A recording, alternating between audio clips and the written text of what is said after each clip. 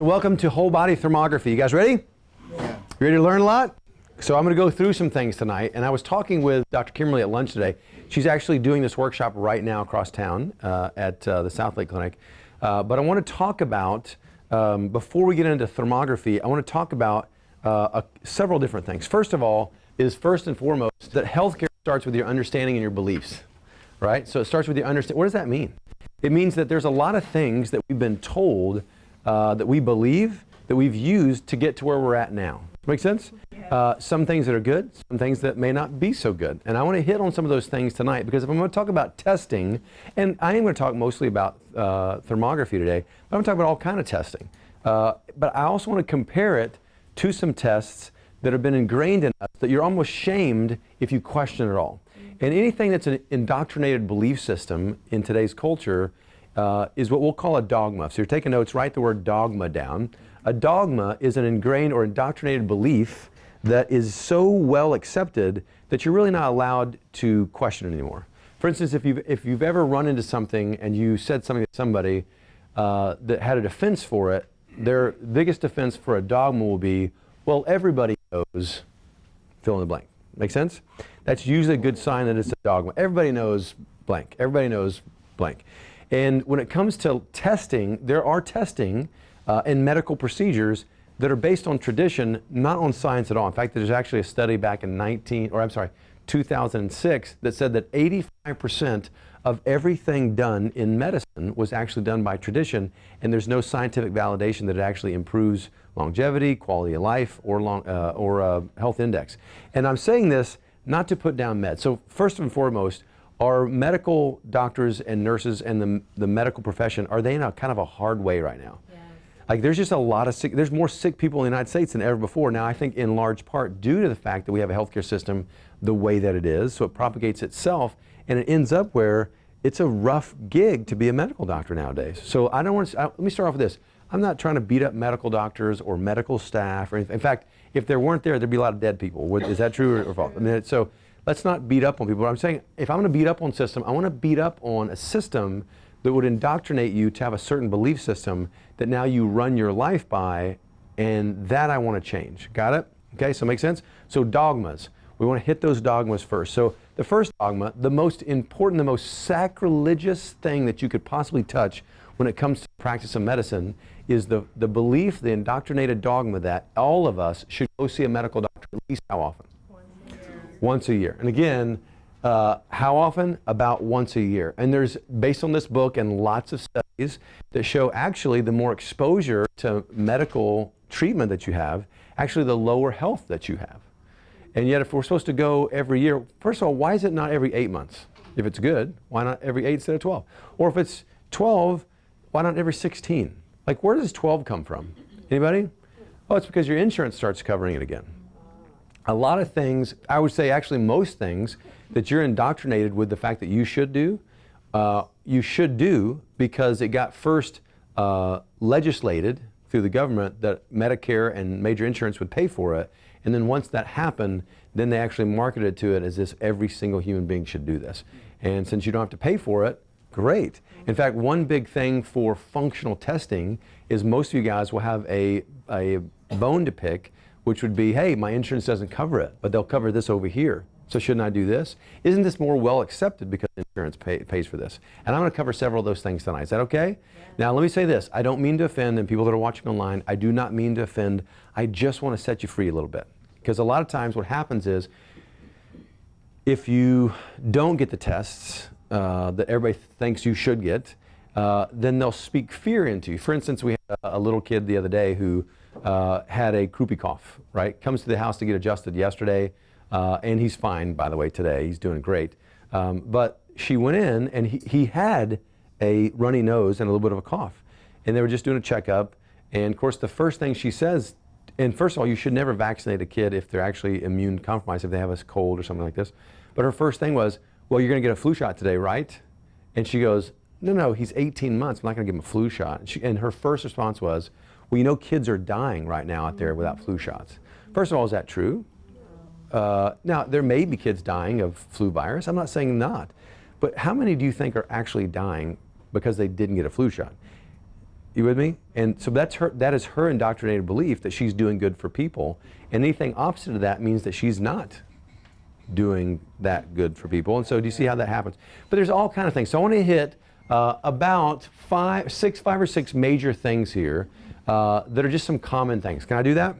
And you guys can look this up. I don't want to spend the whole time on this. I do want to talk about thermography.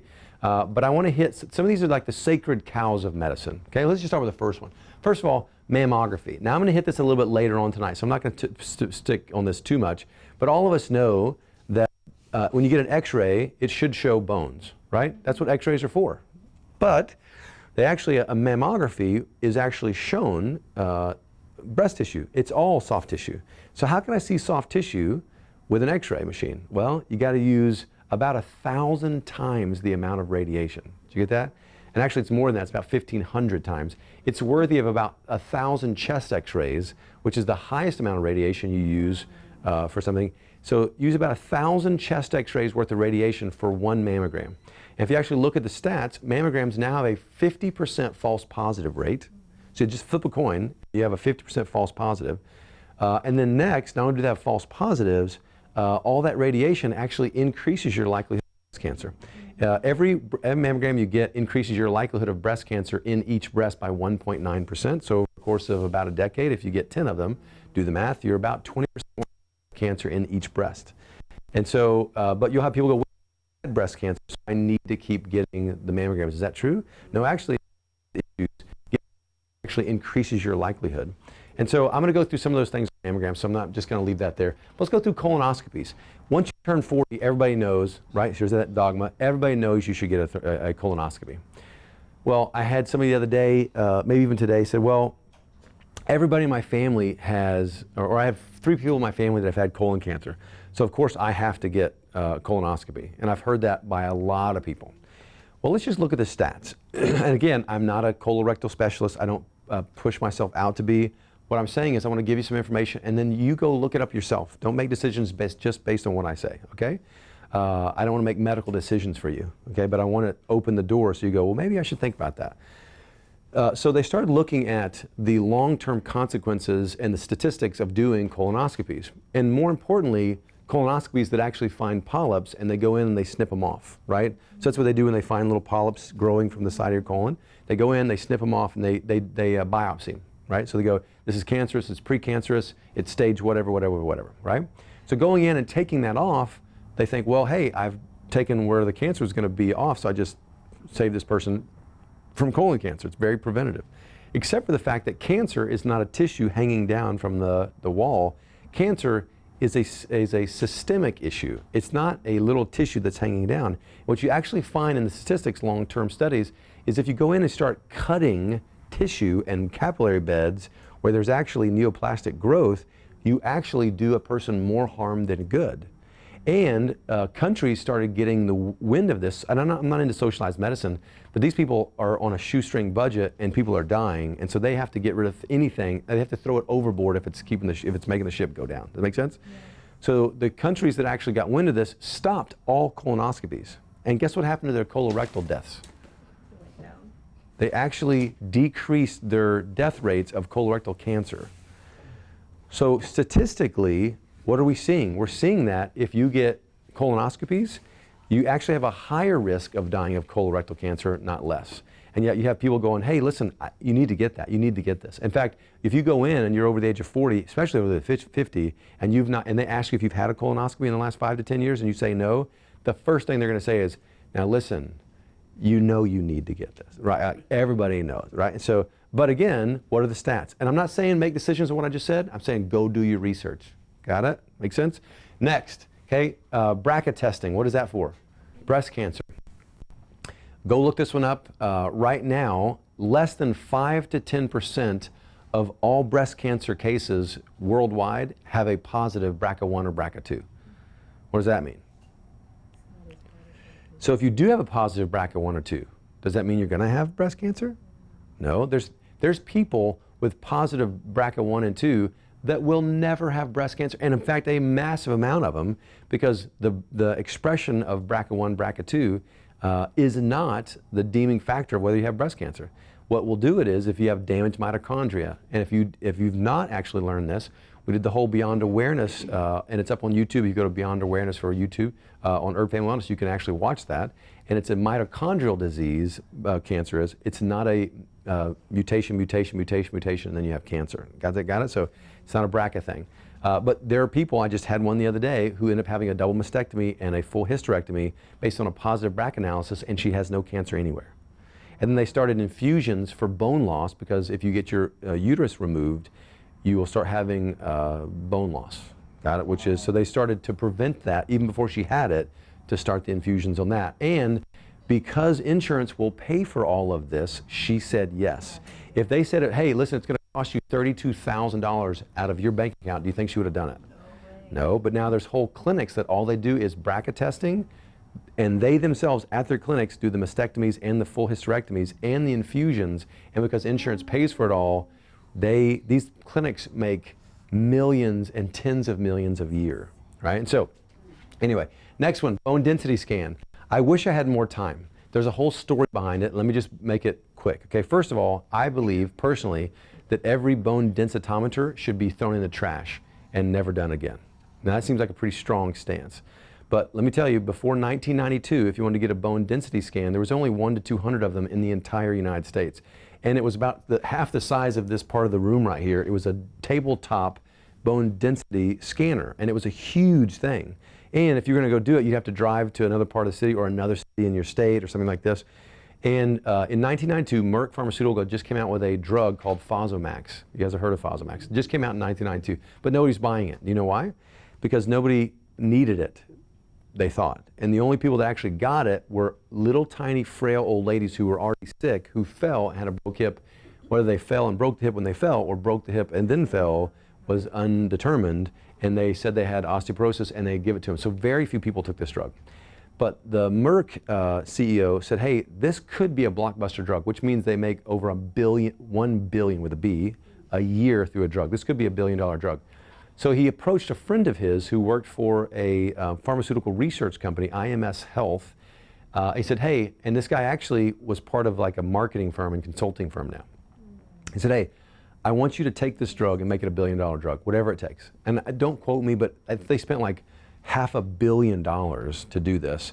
But this guy literally found he said the problem was nobody thinks they need it. So the first thing you have to do is actually create a need. It's literally what he said. We have to create the disease. That's what he said. And so they actually got in a room. It was 1994. It was in Rome. They got a bunch of thought leaders, which is what? Supposedly experts, but they're just doctors they paid a lot of money and got a free trip to Rome. And then put a bunch of marketing people in there too. And there was a 2 to 3 day meeting. And they were in this little room, and it was hot. And it was uncomfortable. And they went back and forth, back and forth. And what they had in front of them was a graph that actually had, imagine this, a graph that had bone density of a 30-year-old. And they had all this they know, we all know, that you lose bone density from the age of 30 on. Got it?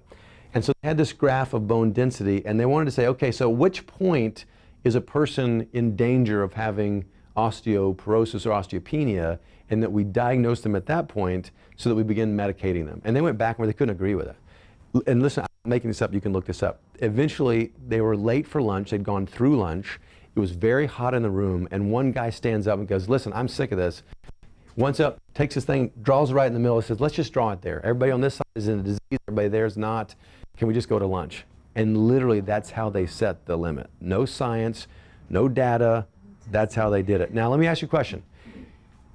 Is it true that decreasing density of your bones necessarily means that your bones are more prone to fracture? And the thought process is the less dense your bones are, the more you'll be having fractures. The problem with that is it true? And guess what you find out? It is actually not. Do you know what's very dense with calcium? Chalk, very dense. But if I drop chalk right now, what's going to happen to it? Chalk is so fragile because it's very dense with calcium. The difference is from chalk to your bones is your bones have these little hollow spicules, like sticks that go through your bones in exactly the right position where you've actually stressed the bone.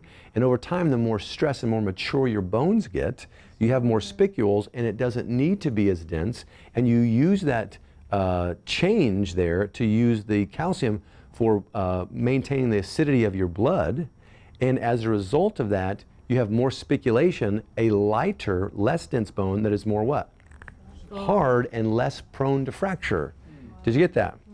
So if I actually change your bone density with a drug, and that's not what your body wants, do you think you're more or less likely to have fractures? And guess what one of the #1 side effects of Fosamax and other bone increasing drugs is? Fractures, one of the #1. To give you an idea, I did a screening the other day, it was a couple of years back, and there was an old Indian lady who looked like she was in her 90s, turns out she was in her 70s, and she said that her doctor did a scan, put her on the drug, and then about 6 months later, all of the teeth on one side of her mouth fell out. There's another side effect called jaw rot. Your jaw loses all its bone, and because the teeth are anchored in it, and that bone retracts, all of her teeth literally just fell out of her head. So they took her off Fosamax because of that, but then her yearly came up, because you're supposed to see your doctor how often? Every year. Once a year, and then it showed a slight decrease in bone density. And so guess what they did?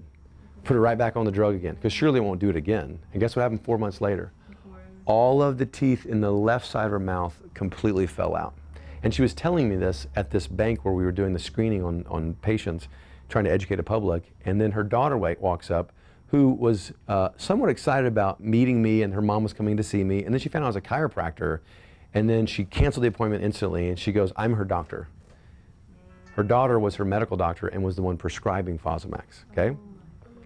But back to the story, so they created, with that $500 million, they actually created a small bone densitometer. So they could actually put that, and there was a bunch of criminality. They actually forced another company out of business and manufacture, hired an army of engineers to create this thing, made it a cheap price, and they actually gave the first cajillion of them away to doctors' offices, and they went from almost nobody getting scans up to 1.5 million women a year getting scanned just in a couple of years. Did you get that? And then guess what happened to the sales of Fosamax? Billion. And now those people in the room said, hey, the researchers who do research on osteoporosis need a window before that so they can actually tell when they're about to be in osteoporosis. And so they set a new thing that nobody ever heard of. It's called osteopenia. Not osteoporosis, just before that. And it was just for researchers. It was not for drug companies. It was not for patients to know or be scared about. You were just have a slight decrease in the density. But guess what? Guess what the pharmaceutical company did with that? They said as soon as your osteopenia, as soon as you start having a slight loss, that's when we need to what? Start the drug. Do you got that? Now that was at a T-score of 2.5. Did you guys hear about, was it 6 years ago, they moved the T-score from 2.5 down to 2? Based on what? Nothing, but they added an 86% increase in the amount of women diagnosed with osteoporosis and osteopenia. And guess what? Now, right now, if you're over the age of 50, it's about a 50 to 70% chance that you're actually already taking one. Do you get that? Right? Now, again, I'm not here to tell you to take a drug or not take a drug. I'm not even here to tell you to take a test or not take a test. But I can tell you, based on the fact that it was only created as a marketing tool to sell a drug, I would suggest to you, you ought to think about it. Make sense? Is it a dogma? Is it a thing that everybody believes in? Yes. Should you question it? I would say yes. Next, blood pressure. Blood pressure, we've changed that number over and over and over again. Charles Dudley White, who was a cardiologist back in the 20s, he said that really nobody should actually get a blood pressure med unless it's approaching 200, the top number, okay? Actually, currently in Egypt, they won't even give you a blood pressure med unless it's 180. And yet, some of you guys have gone to a medical doctor, and if your blood pressure is not 120 over 80, you think you've been told and shamed in the fact that you're going to have a heart attack any minute. You're a walking time bomb. And 140, 141, let me tell you, you're not going to make it, right? And that's just because the standards, and again, those standards supposedly set by medicine and well-knowing, thought leaders and research, and it's not. It's really a lot of pharmaceutical studies because that's who pays for things now. Okay, now, why am I saying this? If you look at some of the data, again, I'm not telling you what to do. I want you to open your mind so you do your own research. If you look at the data, there's actually studies right now that show if you have high blood pressure, you live longer with unmedicated high blood pressure left to its own devices than you do with controlled blood pressure on a medication. Now think about that. Do they want you to know that? Here's the other thing. Let me give you this cholesterol and blood pressure are things that go up with stress. Would you agree? Yeah. So I was in college one time, and for a long time actually, But I was in college, it was an undergrad, and I was working in an emergency room, so I wasn't going home for Christmas. I was working through the holidays because I was trying to afford school and things like this. And so I was working in the emergency room, and I was finishing the last week or so in finals, and I'd met this guy, and I didn't know him very well. And he had a snake. He told me that, like, actually, I didn't even know I had a snake. And he goes, and I've never spent time with this guy. He goes, hey, man, I've enjoyed the class with you. I don't know you that well, but it feels kind of weird, but can I ask a favor of you? I've heard you say to friends and stuff here that you live here in town. I go, yeah. He goes, I have a snake. My parents don't want me to bring it home. Can I leave it with you? If you're going to be here, can I leave it with you? First of all, you guys don't know me, but I don't like snakes. Like, here is not liking snakes. Here's where I'm at, okay? Like, I really don't like snakes. And I'm thinking, he's got like a garden snake. He's got something like this. And I go, so this snake, I've said, like, do I have to, you know, like, I'm not going to touch the snake. I don't have to do anything, right? He goes, no. He goes, it's in a huge aquarium. First, I should have known something's going on. It's in a big aquarium. Just make sure the light's on, because it's wintertime, and my house I lived in was a converted garage in a little town. Cold, it's like wind would blow through my house almost with all the doors closed. But like, he was just gonna stay in there. He goes, in about 2 weeks, just feed him, I'll give you some cash, just go get like a $5 rat, put it in there, and he'll eat it. I was thinking, rat? Yeah, garden snakes. Yeah, not even a mouse. Like cockroach maybe, something like this. Brings this thing over, you guys. It's like a 7-foot boa constrictor, which is this big around. I'm not even joking right now. First of all, I almost passed out when he brought it through the front door. Then the only thing in my mind is, the only thing in my mind is, I don't have to touch it. It's gonna stay in there. It's gonna be fine, right? Although I literally slept the first night like this, like that.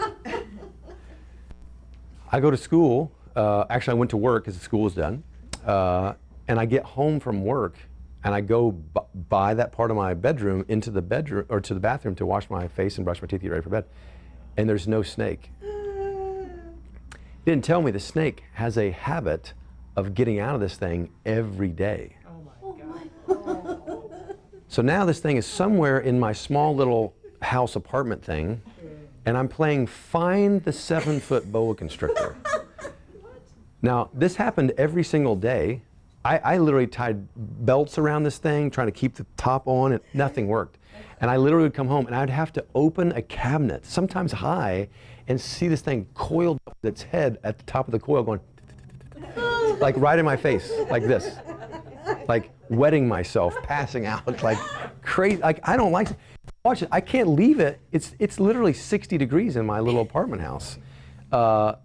So I have to touch the snake and put it back in. Now the worst time was, it was under the sink and it had a very long, deep cabinet. I had to climb on my hands and knees in a space this big back to where my face was with his face and grab the snake. This snake weighed like 70 pounds or something, and I had to pull the snake out. Like, I can't even tell you. Bad story. Let me just end it. I'm living with a snake, and I'm playing hide the snake with the snake, okay? During that, by the way, it wasn't 3 weeks. He wouldn't answer his phone, and he left it with me for 6 weeks. And the only time he came to get it is because I called him and said, I'm going to kill the snake or get rid of the snake. And then he showed up to get the snake. So for 6 weeks, when this 7-foot killer was in my house, about to eat me while I sleep, what do you think my blood pressure was like? Over 280 over. Yeah, it's great. Do you think that my blood pressure was high? Do you think my heart rate was higher? Do you think my cholesterol started going up? Yeah, it's just a stress response. Do you think that my digestion had some dysfunction? The acid reflux? Oh yeah. Do you think my sleep was as good? Do you think I had weight loss resistance? Yes. Do you see where I'm going with this? But if I'd have gone to a medical doctor during that time, the medical doctor would have actually seen that, man, my numbers were really off. And he doesn't know anything about a snake, nor did he know to ask about a snake, nor has he been trained to ask about the snake. But the problem wasn't the high blood pressure or the high cholesterol. The problem was the what? It was the snake. It was the stress from the snake, okay? What's the solution? Get rid of the snake. Got it? Metaphorically, a lot of you guys have the snake in your life. Maybe it be something going on, something, sometimes it's the lack of oxygen that's the snake because you're not working out. Sometimes it's too much rich processed foods, that's the snake. Sometimes it's you've got that one relationship in your life and you just keep it hanging around when it's not good for you. Sometimes it's this, you see where I'm going? There's lots of different snakes. But the bottom line is, these last two things, we have been told that if you're out of bounds, you're in trouble. And those things are not usually the issue. They're the expression of an issue. Got it? Mm-hmm. So can you see how these are just stigmas, right? And I could go through cholesterol and what it should be. It used to be 300, then it moved to 240, then they moved it from 240 down to 200. And when they actually moved it from 240 down to 200, they added 46 million people that needed cholesterol drugs. Cholesterol drugs, by the way, more people have heart attacks with cholesterol below 240 than above 240. Which, by the way, if you come in and I see your cholesterol and it's below 240, the very first thing I'm going to do is have you do what? Get it up. And if it's below 240, your likelihood for cancer goes up. And if your LDL is decreased at all, it actually increases your likelihood for cancer. They actually put cancer of all types in with LDL cholesterol, the quote bad cholesterol, and guess what happened to every single type of cell type of cancer? It died, it killed it. So it's anti-cancer, LDLs are anti-cancer, which is why there's a temporal relationship with lower cholesterol and LDLs and cancer rates. Get that? Which means actually if you have cancer you don't know about, guess what your body will naturally do to your cholesterol?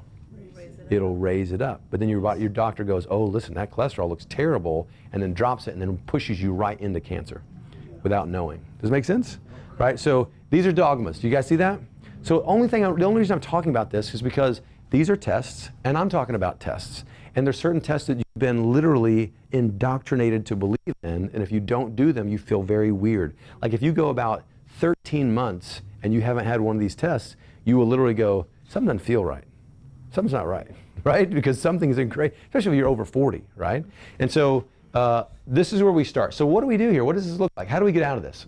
First of all, you ask a question. It's not about the right testing, it's about the right lifestyle. And if it's about the right lifestyle, what's the right lifestyle? Everybody wants to have their opinion of what the right lifestyle is. I think for everybody there may be some differing variations, and that's honest. Some people think it's a yoga lifestyle, right? So they just do this yoga stuff all the time. Listen, I think there's something to be said about having peace, right? Some people are like foodies, and they're like crazy people on food, and they're just legitimately not having anything that is like cooked or not grown out of the ground. And listen, are there benefits to that? Sure. But when it comes to lifestyles, I don't think there's anything that's an extreme is anything that's noteworthy that you can do for a long time. Got it? Especially as Americans living the culture we have to. So what does that look like? It looks like something that's very simple. And I can tell you, not to boast or brag, but when you look, this is basically what you should be looking at. This is, hands down, the most effective way to get a lifestyle into somebody and decrease disease rates, get you to reverse disease, and then be able to maintain health the rest of your life. And not because I believe it, because there's more research on the fact that these 5 essentials prevent disease than there is anything else on planet Earth for actually creating health. Does it make sense? Mm-hmm. And so if you look at just like walking, max T3 would be great, but if you just walked 30 minutes a day, you decrease a breast cancer 63%, colon cancer 42%, heart disease in the 70s, obesity 85%, just by walking 30 minutes a day. Did you get that? And so this is just easy stuff. We all know this, but then the question is, how do I create a lifestyle? And guess what? That's what we do here. So if you haven't fully engaged on that, or you were engaged and now you're disengaged, it's just time to always get better. Got it? But the next question, like it said on there, but what are the prevention tests that you should be thinking about? And what's the one test that I think that everybody should get at least once a year that has to do with chiropractic care? Anyone? X-rays. X-ray. I believe every human being should have a limited set of X-rays once a year. And I'm not freakishly trying to sell you on something. There's been Nobel Prizes after Nobel Prize that structure equals function. Louisa Burns, Charles Sherrington, Irvin Kaur, Myron Beale, all these people won Nobel Prizes showing the moment that your spine goes out of alignment, you start developing disease. And I try to tell everybody that, and yet some of you guys go, well, I'm trying to do my exercise. I'm like, listen, if I could show you a cancer growing today, and by you doing traction, it decreased your cancer rates and reversed it, you wouldn't be going, well, I'm kind of tired. No, you get your on a traction unit at home and get her done. Does it make sense? It's not about you feeling better. It's not about your spine not having arthritis. It's about you having a life where everything works and heals at 100%. Most functional test you're ever going to have is a set of x-rays that are not just anatomical, looking for fractures or pathology, but a functional x-ray looking at how your spine is functioning. Make sense? So that's the first one foremost. Got it? But there's lots of things we do. And you know, we're going to hit this one hard today. But why thermography? Why did we start looking at thermography? First of all, when I started getting into this, I saw research that completely, like I wanted to really lean so far into thermography that it was dangerous as a chiropractor. But we saw things that were crazy, and so I started sending people out for thermography, like 30 people a month. And we did this for several years, and finally the guy that owns the thermography place in Dallas goes, you know, I really love you guys, and I'm shooting myself in the foot like you can't imagine, but I love Jesus, and I'm just going to tell you the truth. You guys could have already paid for a unit yourself like several times over. You just need to buy your own. I hate that. I'm just going to tell you the truth. I feel guilty. So he goes, and that's why we ended up buying one. Got it? So it's a good guy. He's a real good guy. But some of you guys have seen thermography, and it's like picture thermography. So you actually literally see a picture, but you see color scales on it. Those are okay, and you see some crazy stuff. We like some of these thermal images for like security cameras, for security areas, right? Looking for like guns and stuff in people's pockets. Have literally found breast cancer in people fully clothed in a jacket, and they say a different heat signature, and they literally find breast cancer and tell the woman that she actually finds out she has breast cancer. So like some of this stuff, all of it has benefits, but we need something that doesn't just show like breast heat. We need to see something that actually can go functionally deeper so that you could actually look at not just anatomy, but function of organs. And that's literally the unit. So we do not take pictures of you. Well, there's 100 different points that this thing actually looks at, and you have to be very trained on this. It has to be right exactly where you need to put it. So we actually see a functional analysis of different organs. And I can tell you what's so crazy is this guy right here, this is Michael Einstein. This is the guy that told us that we need to go buy our own unit, which I really, really appreciate. But he said, listen, this technology is the most comprehensive evaluation of the functioning of internal organs of the human body. And I happen to agree with him on that, okay? I'll tell you some stories that will bring your hair on end. And when it comes to like testing, for instance, you know, this is not an anatomical test. It's a functional test. If I go do a CT on you and look at all your organs, and CTs, can you see you can see little bits and pieces of organs. It's amazing now, CTs, three-dimensional and stuff like this. It's great. So you could see like little lumps and bumps and different things like that. But everybody's got lumps and bumps. Lumps and bumps aren't diseases. A lot of times it's just what you got. But it doesn't tell you anything about function. So anatomical tests may be good and have value, but they're not functional assessments, right? Like x-rays. Every x-ray you guys had before you walked to my office was probably with you laying down. What good is that? It's not going to show you anything functional. You're out of gravity. It doesn't show you how your spine works. And so same thing with MRIs. Last MRI you got of your spine was you laying what? Down. What does that show you? Nothing. It just, in fact, actually when you sit back up, it looks completely different, right? When you lay down, it actually puts a curve out of your neck because you're laying down. You're more likely to show disc bulges and things. That's okay because your orthopedic surgeons love that. And even though it's not the etiology of your pain, they'll still do, you know, surgeries and injections and things like this. These are the points though. Do you see this? And the thing has multiple points on the wand, and I'll show you the wand. But just getting into this, this is like the new frontier. Do you see this? Breast cancer's new frontier is what? Just do nothing. Do you know that over 40% of all breast tumors, even the bad looking ones, actually go away on their own? Wow. Did you hear what I just said? 40%, which is why, I can't say it's majority of countries, but it's actually looking like very soon it'll be the majority of countries are going to do away with mammograms completely because the screening for cancer via mammograms is actually doing more harm than good. It's actually creating more cancers and more things than not. And I can show you, this is just some of the things that we talked about. This is one study that I thought was amazing. 2,000 women screened for 10 years, okay? 6 die from breast cancer, and then you go here, unscreened, 7 die. Now these are non-maximized living patients, so they do not have a lifestyle that I would consider as healthy, right? These are people still eating processed foods, not working out, drinking lots of alcohol, stressful lives, you know, whatever. But you might go, okay, wait a second. So 7 die here, 6 die here. So wasn't this worth it? I mean, you saved a life. Wouldn't one life worth anything? Except for the fact that you had hundreds, if not hundreds and hundreds of women, if it's this is in a 10-year period, there's a 50% false positive rate, which means you have a lot of women who just started down the path either to full mastectomy, lumpectomy, radiation, chemotherapy, that would have never what? Ever done it. That are now in bankruptcy, that are now in all these things. And so what I'm saying is, I don't want to make a medical decision, but I want to look at the stats, and I want you to look at the stats. Got it? Who makes the decisions for your health? I do. Now, wait a second, do you? You hope that still is. But you should, shouldn't you? Right? Okay. Again, this is what a mammogram looks like, and some of you guys have never seen one. Where are the bones in that? It's all soft tissue, which means guess how much radiation? Lots and lots and lots of radiation. Got it? And you can look that up, okay? That's why Switzerland was one of the other countries that completely stopped mammogram altogether. They stopped. And guess what happened to their breast cancer death rates? They went down. They're saving lives by not doing mammograms. But you can't say that here because the for-profit hospitals have spent like $3 million on a mammogram machine. And guess what? They're going to use it because your insurance pays for it. And one of the biggest reasons people don't do thermography instead of mammogram, well, my insurance will pay for the other one. Well, yeah, your insurance will pay for or a lot of the work they do as well, but I would rather stay out of that work, wouldn't you? Right? Next, this is the 3 biggest reasons why I want you guys to do a thermography once a year, every 2 years, okay? It's about early detection, it's about root cause, finding that, and about guiding and monitoring treatment. I want you guys to remember those 3 things. Got it?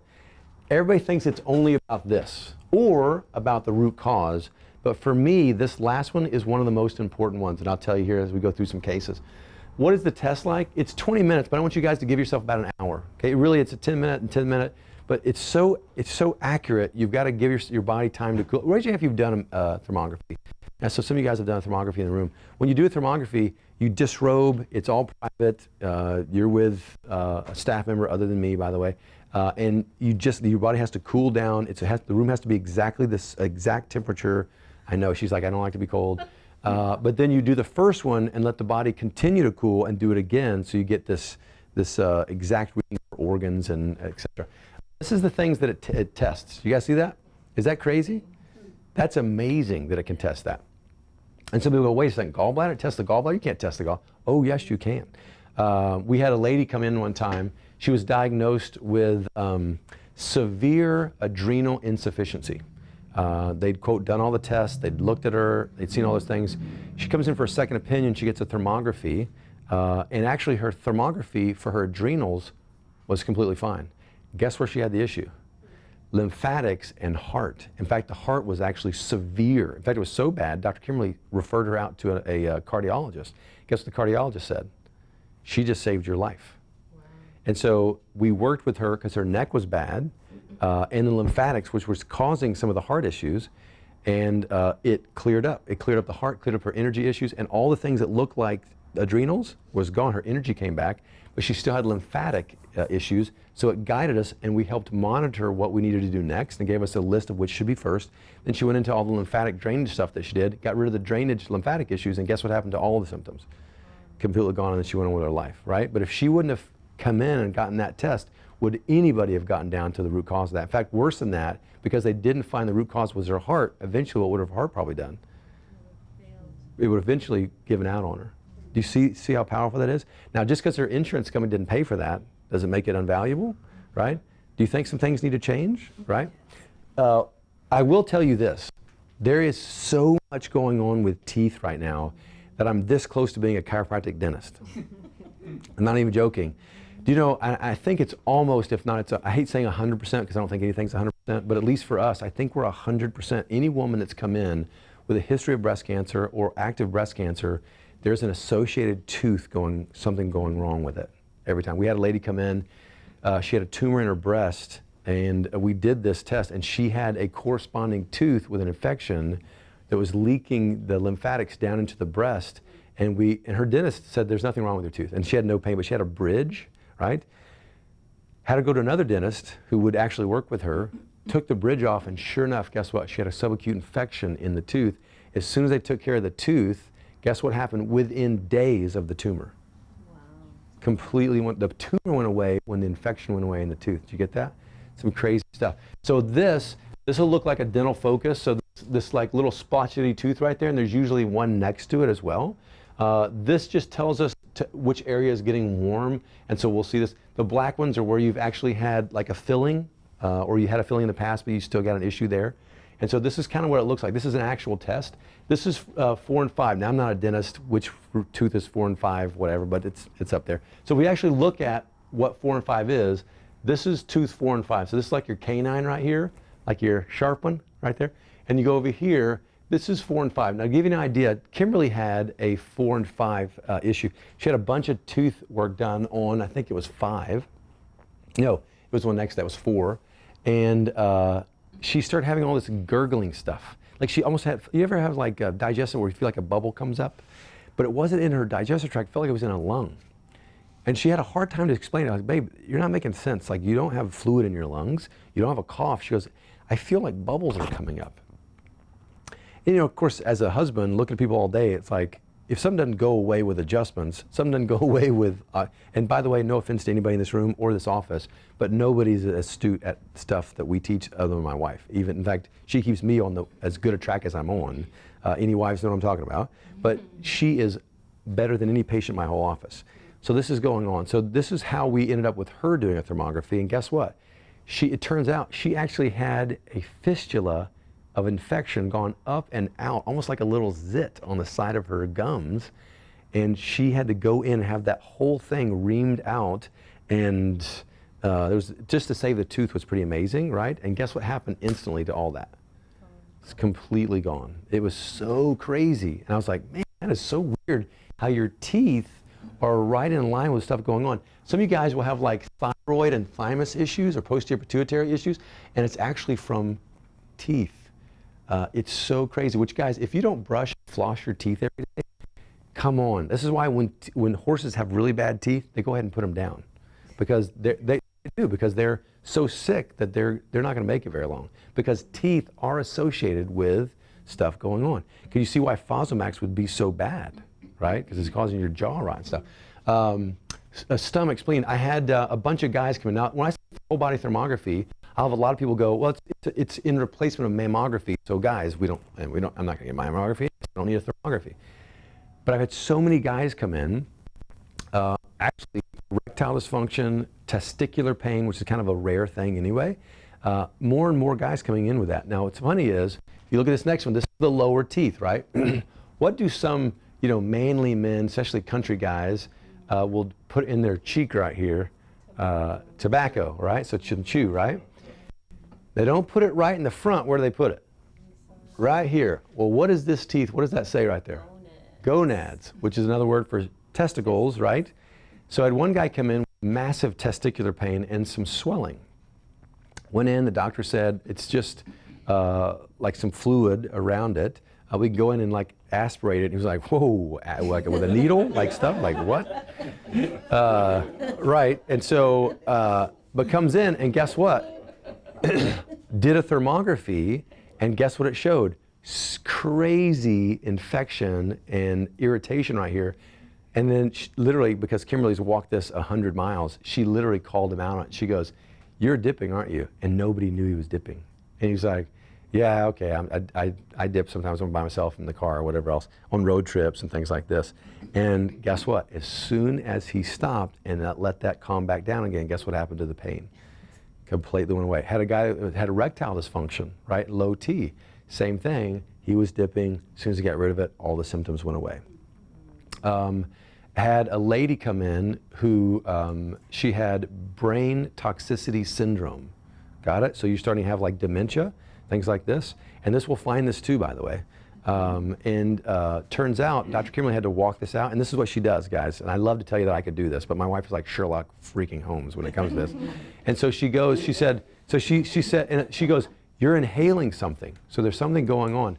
And so she started out with mold in the house. It wasn't mold in the house, and we test for that too. Did all these things. She goes, you know what? It's got to be your car. She goes, no, I got my car smells fine. She goes, what does your car smell like? She goes, it smells like something like. She goes, why does it smell like that? Because it smelled like, doesn't smell like new car.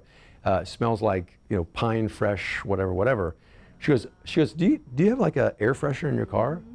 And sure enough, she had one of those things you put on the vent, and she loves the smell of it. And she was inhaling this all the time, and it was actually causing a brain toxic syndrome. It was leading her right into dementia, and she didn't know it. And thank God she had that thermography, because we saw all the signs and symptoms. And as soon as she got that out, went through just a little bit of detox with Dr. Kimberly, guess what happened to literally that entire thermography? Just completely on axis changed. Do you guys see that? Right? Do you see how it's a functional test to find, number one, root cause, first early detection? Can you imagine if she went to a medical doctor and taken some of the cognition tests for dementia? They'd have said, oh, it's early dementia. Let's put you on some drugs. Put you on some meds. Bring the dementia on. Do you guys see that? So what does that actually look like? So this is a before and after case. This is an actual before and after case, okay? So lady comes in, and so you guys can't read that from back there, but if you see the X's, so this is breast asymmetry, breast blocked spot, breast disorder elevated. Then it's got liver block, lymph block. If you see any more than five or more X's, you're in trouble. There needs to be something done, okay? And then what it does is it starts giving you how severe things are. If you look, you can see there's 3 severes and then a moderately severe lymphatic load. Do you guys see that?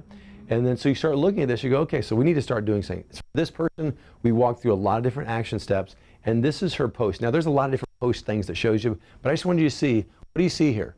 Now, the super bright red is down to an optimal. Do you see that? Then these two spots were huge. One of them, this breast block spot, is down to a minimal, and one is still really, really high. Do you guys see that? So now what have we done? We did a rethermography. We saw how we've done, so it helps guide treatment and monitor how we're doing. And so now we can move on and do some other things. Got it? Now, what does that look like? It looks like this on test. And this, only thing I want you to notice on this is that this right here, what's it say? Priority. Wouldn't it be good if someone just said, okay, there's a lot of things you could be doing right now. Why don't you just start with this? If you're overloaded with like, what supplements do I take? What do I do? This is going to give you a priority list. Global immune stress, and then lymphatic system blockage. For this person, we did some supplements. We started to actually talk about sleep because they were up late at night doing Netflix and getting some personal time, but it was just wearing them out. They were doing some things nutritionally that actually globally stressed their immune system out. But then lymphatics are tough, right? Because you really should get your lymphatics moving by the chiropractic stuff that you're doing. But some of you guys have gone so long into lymphatic blockage that it's like, you know, if I washed stuff down your sink, it should wash off everything else. But if it just builds up and builds up and builds up, sometimes you need some Drano. You need some serious, or like a plunger to get stuff through.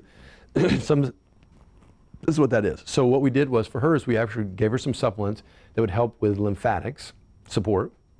Then we did dry brushing. Do you guys know what dry brushing is? It's almost like a brush that you use to wash yourself in the shower, but it's literally just for skin and lymphatics, okay? And you do it dry, not in the shower. And then she did a rebounder, you know, the little trampolines, because they're literally amazing for lymphatics. And then as soon as we got that moving, guess what? Everything got better and better. This is part of it. Do you see the teeth now? This is an actual scan right there. Do you see that? Now, go in here. Now, can you see this? Doing great, right? So you don't see the splotchety one, this dental foci right here. Here's another one right here. What do you see? You've got 2 lymphatics right here. Do you see that? Right? But what do you see here? This, so you guys don't know this, the bottom of your neck is where a majority of the nerve supply to your lymphatics come from. Like if you lean your head way back and you don't have real good range of motion, you probably have blocked lymphatics, which is one of the reasons what do I have you do every day? What should you do every day? Bring yourself back to where you keep good range of motion like this. What happens is all your friends and family who aren't taking care of their spines, what do their heads look like eventually? Like this, they're forward, and what happens to their ability to extend their neck? Like this, right? So then their lymphatics block up, and then they start having aren't cardiovascular issues really common with people that have a head forward posture and a hyperkyphosis? Aren't they? It is, isn't it? Why? It's because structure equals function. Do you guys see that? So why is this important to have a functional test with this? Because now we need to do what? Get this moving. And I love you, but I'm going to smack you with that jackhammer and get things moving around, right? Is that a good thing? Yeah. Yeah, how many drugs is it going to take to fix that? Not going to do it, okay? You can also see how this is better, right? You can see how global immune stress right there, and you look at this, and you can see how it's changed. You see that? Just good stuff like that. Now, preparing for an appointment. There is a sheet, Thermography Patient Test Preparations, and there's a whole list, like wear loose, long-sleeved, button-up shirt, long pants, and socks. Do not shower or bathe the morning of the test. Do not use body sprays, skin creams, lotions, or cosmetics the morning of the test. If you walk in wearing makeup, guess what she's going to tell you? No. Reschedule it, because it changes the whole test. Do not drink coffee or hot drinks or caffeinated beverages, and do not smoke the morning of the test. A light breakfast is acceptable, but nothing piping hot. Why? Because it changes the test. It's that sensitive. Come to the appointment hydrated. Drink 12 to 16 ounces of water 1.5 to 2 hours before the test. Do not exercise the morning of the test. Why? It changes the test. Or yoga, et cetera, et cetera. Refrain from dentistry or dental cleanings at least 3 days prior. We're going to ask these questions. Some lady had 2 days prior. She thought, well, it's 2 days before. It's not going to matter. But guess what? It matters, right? Women cannot be tested during the first or second day of their menstrual cycle. Why? Because it changes the test again. We had one lady came in, she was diagnosed with she was diagnosed with digestive cancer. And they're about to go in and like take parts of her digestive tract out, start radiation, et cetera, et cetera. We did a thermography test. Guess what it found? It was not her digestive tract. It was actually her ovaries. And we sent her back, and guess what they found? Sure enough, she didn't have cancer in her digestive tract. She had it in her ovaries. Oh my Lord. Are you hearing what I just said? Right? It's crazy stuff.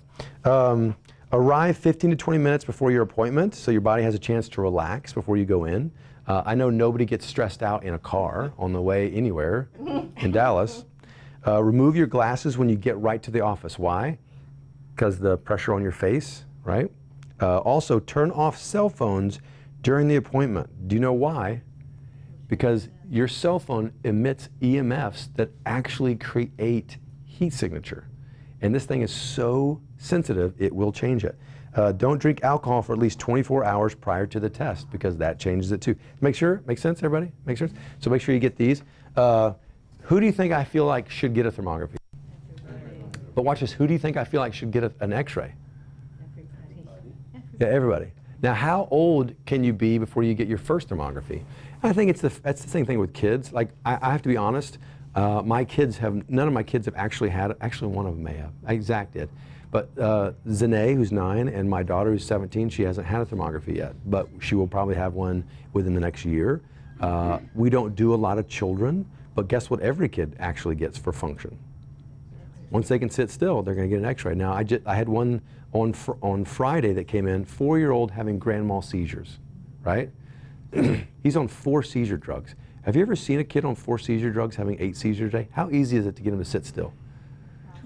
But I told him, I said, listen, I have to get an x-ray. So I got an x-ray with this kid holding him because it was so important for me. It was more important for me to get exactly what I needed from that kid than it was for me to get irradiated, right? And I may work with radiation every day, but it was that important. So I went in there, I held this kid's head, and as long as I put pressure on him, he was okay, and he wasn't freaked out, and he stayed still. But we got a good x-ray. I did that on Thursday, had him come back on Friday. So this is just Friday, by the way. Comes back in with mom, and he just had a seizure earlier that morning. It was real long. And the drugs, it's like, he'd just fallen a week ago and broke his arm during a seizure. And so he's got this cast. He's only 4. How do little 4-year-olds enjoy having a cast on his whole arm? And he's just like uncomfortable, and he's like this. And Kimberly cannot get him to lay down. Mom is holding him, grandma's holding him. Kimberly's got him between her legs holding him, trying to get his neck adjusted and adjusting his neck. And then she grabs the arthrogen, give me the arthrogen, and grabs it. And then like, tick, tick, tick, tick, he's got a rotated atlas, right? And we can see this because we have the x-ray. Does the adjustment, and this kid goes like this. Wow. And the rest of the 20, he's like, and then he goes to grandma and lays in grandma's lap, and about 5 minutes later goes to sleep. And mom was in tears, And I guarantee you, this kid is not going to have grand mal seizures. And we caught it early because they'd only put him on the seizure drugs, which cause brain damage, for 3 months. And so today, they were at their doctor's office, and today he starts weaning off of all of the medication. I'm telling you, guys, X-rays are a functional test. But what other functional tests do we do? Metabolics is a functional test.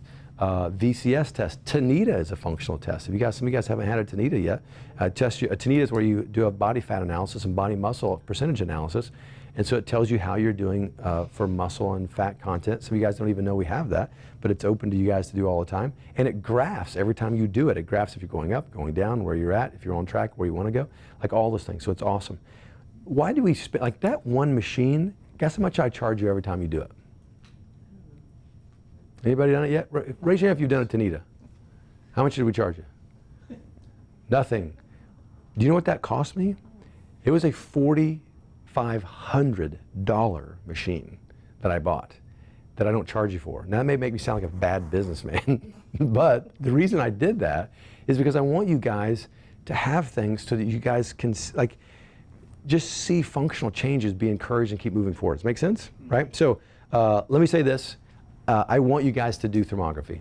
That's an obvious thing. But I want you to do it not because I believe wholly in thermography. I want you to do it because I don't believe in the dogmatic indoctrination of a lot of the tests that you've been shamed into doing and are considered crazy for not doing, okay? But at the end of the day, how you take care of your health from now on starts with what you believe. And if you believe in all these medical tests, then if you keep lending yourself into a medical doctor once a year, and I'm not saying to do that or not to do that, but if you keep doing that, going to somebody who prescribes medication, and you don't want to take medications as your whole life and your lifestyle, then why do we keep going to the person who's going to take tests to get you on more and more of those? Why don't we do just the lifestyle that creates a life of longevity without it? Make sense? So I'm going to suggest to you, even though insurance doesn't pay for it, and I think they will eventually, but even if they don't pay for it, do you think it's probably worth it to go ahead and put a little money in to do that? Make sense? But I want to take any questions you guys have before we end tonight. Any questions? And a hush. So you do this twice? We do, I'm going to do it from now on. Like mine was pretty discoverable. Mine was amazing. I'll probably do one probably every 3 to 5 years, something like that, depending on what we find. Metabolics was another one that just absolutely changed my life. Actually, I probably would have died if it wasn't for metabolics. But just functional tests. So I do metabolics every year, and then probably thermography every 3 to 5, depending on what we find. If you've ever had a bad anything, thermography or whatever, I would say that probably need to have it a little bit more often. But even full price, like $399 for thermography, once a year, like you guys would pay $400 to go for a weekend at a spa to lose weight or do something. Like, Lord, like this is better than a spa weekend, right? So yeah. The $399 or Yeah. whatever price it is, does that pay for testing and retesting? So that's the first test. I think there's a discount on retesting because you're getting a retest on it, right? We already kind of know what we're looking at. There's a lot to do with interpretation and what action steps to give you. It does include the consultation with you. Is that right, Jovi? It includes the consultation, everything, to go through the results. The results will come back pretty fast, right, Jovi? They come back pretty fast, and then they call you, schedule the appointment, and then you're in with Dr. Kimberly. So it's good. Right now, it can be the next day. Seriously? Wow. It was like a week. We're not promising that. She's very busy. but sometimes it's the next day. So any questions for me other than that, guys? No? Good? Did you guys learn something? Again, I brought a lot of stuff up on medicine and medical tests. I'm not degrading medical doctors or medical tests. We do save a lot of lives. I'm not saying there's not some inherent value to some of those things. I'm just saying you got to think about it. You just got to think about it, okay? So let's just pray it up before you guys go. Thank you, Father, for leading us with truth and life. And I ask, God, that you just continue to do that as we take small steps towards you, that you take great, God says, steps towards us, that you make us vessels in such a way that we lead other people into freedom through our health. And so we just ask, God, that you would bless tonight in the minutes, that you would give all of this to other people that even weren't here, the ones that are watching it online. Father, we just ask that it glorifies you and that you bring your kingdom on earth as it is in heaven. And we pray all these things in Jesus' name. Amen.